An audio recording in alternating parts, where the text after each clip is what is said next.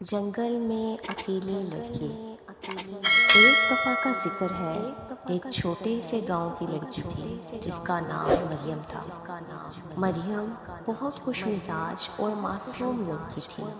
ایک دن مریم اپنے دوستوں کے ساتھ جنگل کے قریب کھیلنے گئی۔ وہ سب کھیلتے کھیلتے جنگل کے اندر چلے گئے۔ جنگل بہت گھنا اور پراسرار تھا۔ درختوں کے بیچ سے روشنی مشکل سے آتی تھی اور ہر طرف چڑیوں کی آوازیں اور پتوں کی سرسراہٹ سنائی دیتی تھی۔ مریم کے دوست ایک ایک کر کے واپس گاؤں کی طرف جانے لگے، مگر مریم ایک خوبصورت پھول دیکھ کر اس کی طرف بڑھ گئی۔ وہ پھول دیکھتے دیکھتے جنگل کے اندر بہت دور چلی گئی اور اپنے دوستوں سے بچھڑ گئی۔ جب اس نے پلٹ کر دیکھا تو ہر طرف درخت ہی درخت تھے اور گاؤں کی طرف جانے کا کوئی راستہ نہیں آ رہا تھا۔ مریم کو احساس ہوا کہ وہ اکیلی رہ گئی ہے اور اسے راستہ نہیں مل رہا۔ خوف کا آغاز۔ جنگل میں شام ہونے لگی اور اندھیرا چھا گیا۔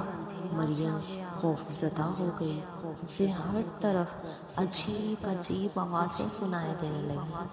اس کے دل کی دھڑکن تیز ہو گئی، وہ رونے لگی اور اللہ سے مدد مانگنے لگی۔ مریم کو اپنی والدہ کی باتیں یاد آئی کہ ہر مشکل وقت میں اللہ پر بھروسہ رکھنا چاہیے۔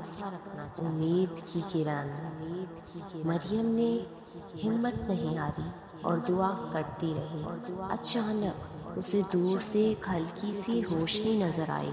اس نے اپنے آنسو پوچھے اور روشنی کی طرف چلنے لگی۔ جب وہ قریب پہنچی تو دیکھا کہ یہ روشنی ایک چھوٹے سے مکان سے آ رہی ہے۔ مریم نے دروازہ کھٹکھٹایا۔ مددگار بوڑھی عورت۔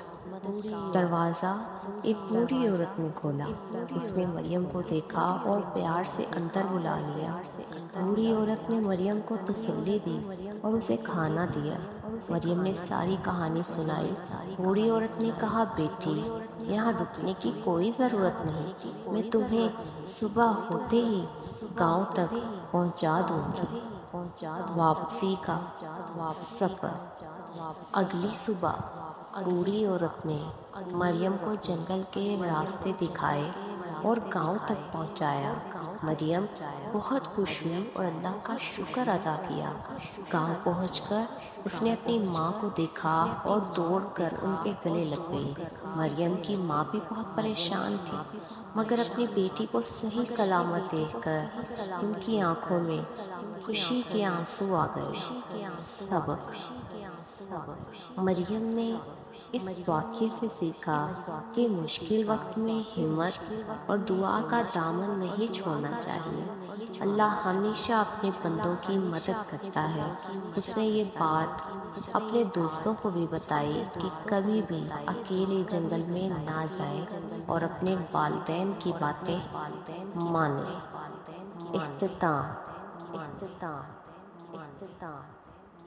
اس واقعے کے بعد مریم نے کبھی بھی جنگل میں اکیلے جانے کی کوشش نہیں کی۔ وہ ہمیشہ اپنے دوستوں اور بڑوں کے ساتھ رہی۔ یہ کہانی مریم کے دل میں ہمیشہ کے لیے نقش ہو گئی اور اسے ہر قدم پر اللہ پر بھروسہ کرنے کی ترغیب دیتی رہی۔